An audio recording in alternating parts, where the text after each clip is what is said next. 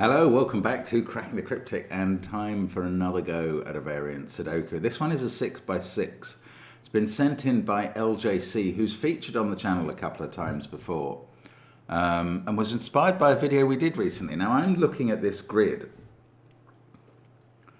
I'm remembering a puzzle. Well, I'm not remembering it, but it's stirring memories of a puzzle Simon did a year or two ago with a 6x6 grid and X's and maybe Y's in the little killer clues in it. And it was an absolute trial. It was really difficult. So I'm hoping that's not what's happening today. There's a chess move rule in this. Okay, let me first of all tell you all about our apps, which do feature chess Sudoku.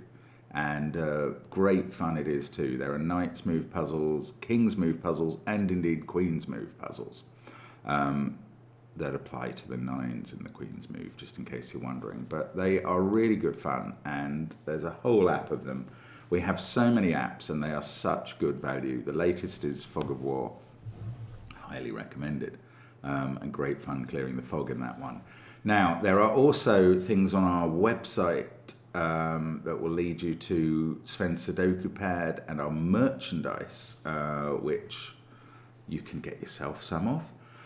But of course, there's also Patreon, where we feature loads of extra content, including my hard crossword video, Simon's long solves occasionally, the connections videos I do on a regular basis, and monthly challenges. This month's is Blobs' brilliant oil and water puzzle pack, and you have till the 20th to enter it, so give yourself some fun with that.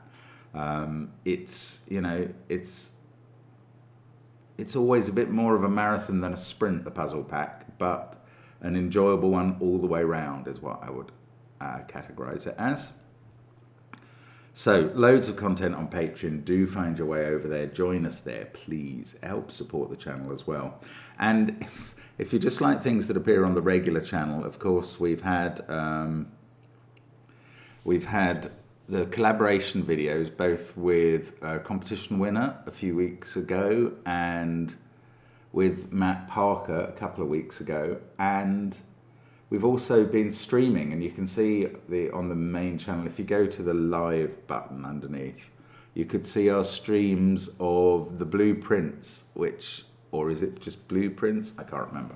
It's a very entertaining game based in a house that is constantly changing. And although it's a classic thing, Simon and I think we're doing terribly over the course of 2 hours. And then you look at the comments on the whole thing, and people say, "No, you're doing pretty well for the type of game," and so on. And for my playing of it, it's the levels of frustration are quite high, but then they probably are with variant Sudoku. So, on which note, let's have a look at Chess and Checkers by LJC, and I'll go through the rules. So, we place the digits 1 to 6 in every row, every column, and every 2x3 box. That's the standard 6x6 rules. Now, there's a knight's move constraint. I get to fish out Knighty McKnightface, my faithful, trusty reminder.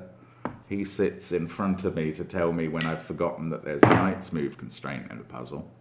So cells separated by a knight's move like that or like that cannot contain the same digit. And then little killer, digits along a marked diagonal must sum to the given total. So that diagonal we know adds up to 18. This one cell, adds up to x, and obviously we've got to find x. That adds up to x plus 1, this to x plus 5, and that to x. Okay, that's all we get. Empty grid.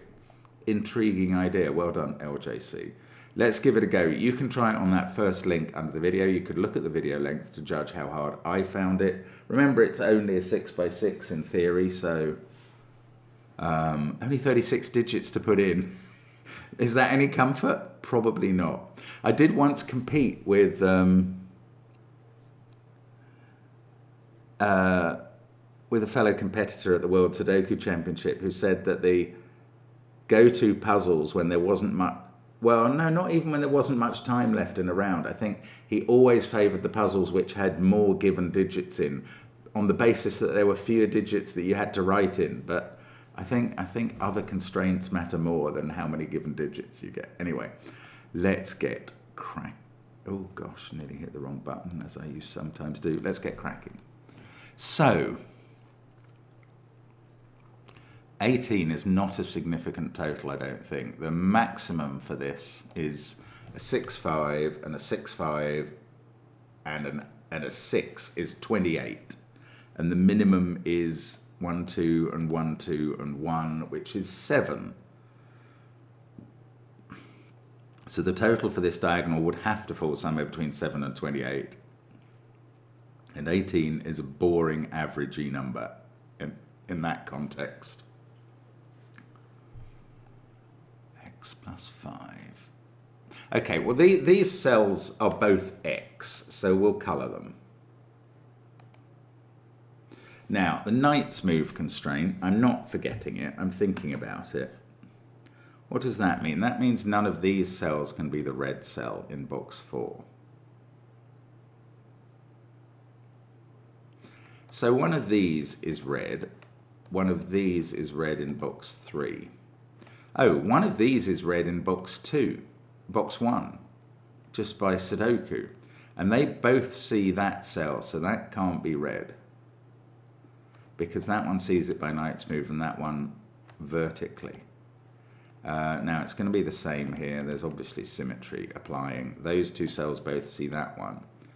So we can limit.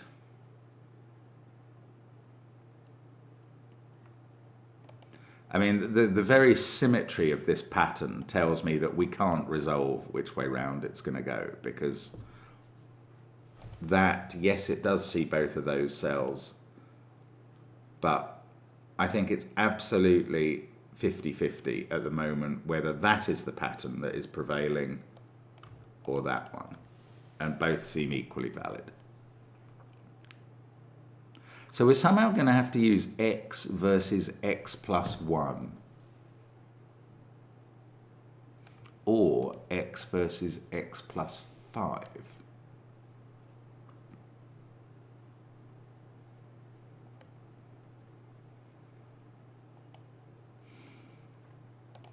There's really not, I mean, it's like a fog of war puzzle. There's not a lot of information.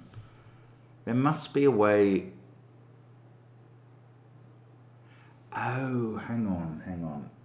There's,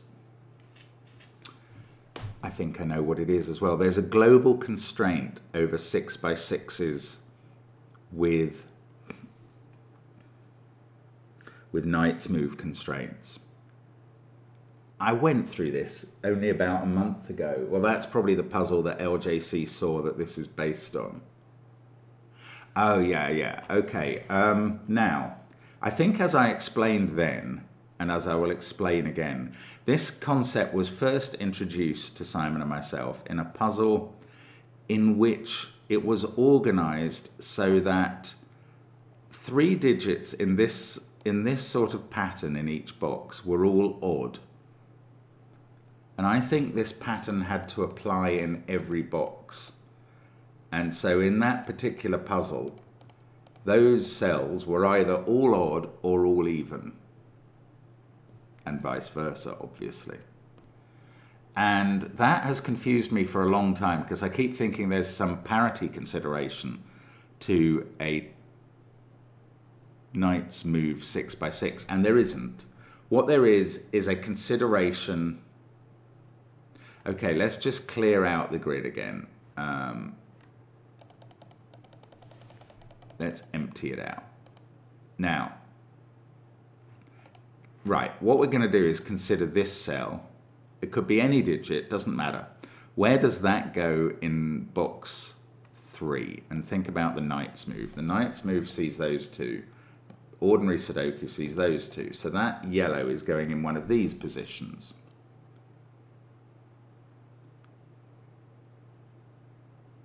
And I don't know how to prove this, but I do know I'm going to come up with this checkerboard business. Now, that yellow sees all of those cells, so yellow has to be in one of those two. But they, well, that doesn't matter. Yellow here sees those. Maybe we need to consider another cell, like, yes, like this one. Let's make that violet. That sees all of these cells. So this pair becomes a violet-yellow pair, just starting from the premise of yellow and violet there. And now, let's call this one pink. No, let's call it orange. Orange can't go there or there. It must go in one of those two. Orange must go in one of these two. And then there's some, oh yeah, these violets, whichever one of these is violet, they see all of these cells. If it's there, that sees those two by Knight's move and that on the vertical, that sees that on the vertical and those two by Knight's move. So violet can never go in those cells. So the violet down here now has to be in one of those two. The yellow up here, I don't know that yellow doesn't see those two. It is going to end up in those two cells, but that worked for violet. So let me just think about how we prove the rest of this. I guess maybe we take other digits, so we make that light blue. And that now has to go into one of those two cells and one of those two.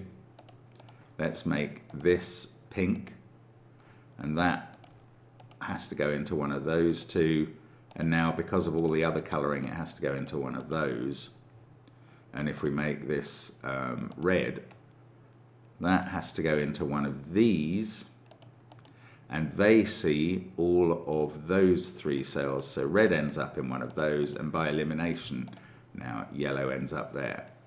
So you get this pattern certainly down the left-hand side, and it does replicate across for some reason. So let's just figure out how that works while we're proving this. Anyway, what I'm saying is that if you consider pink, light blue and red as a family, you will see that they are always in these shapes. And the same is true in the other way up for violet, yellow and orange there. I'm not going to ask you to just take my word for it that this applies across the grid. So violet is now in one of those two, given that one.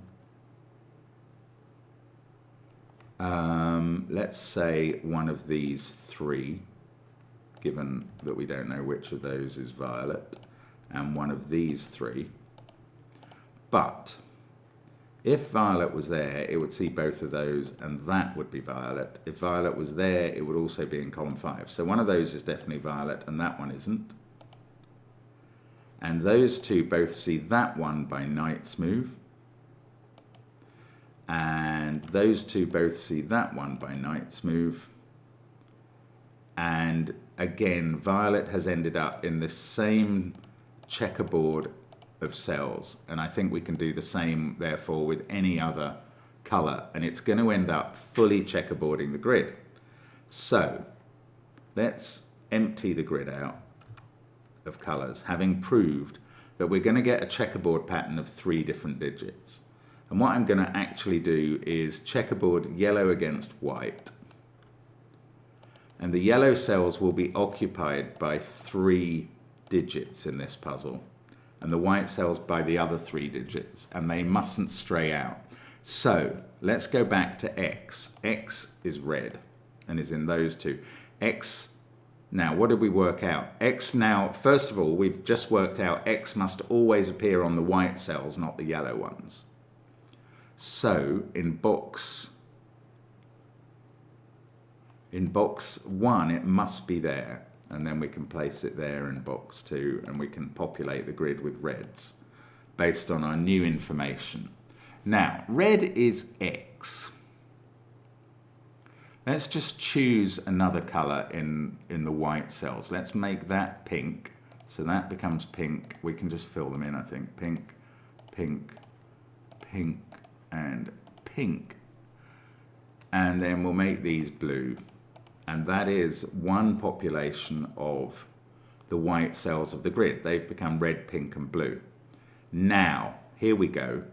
Pink is pink, blue, pink. That's the colours of my alma mater. Are x plus 5. And blue, pink, blue are x plus 1. So we do some algebra and we deduct pink and blue once each from both of those sums. And there is still a difference of 4 between these two digits, because this is x plus 5. So that is x plus 5 minus y, where y is pink plus blue. This is x plus 1. This is x plus 1 minus y. So if we eliminate the x's and y's, this is 4 more. So this cell is 4 more than this one. And we're beginning to get an idea of numbers now.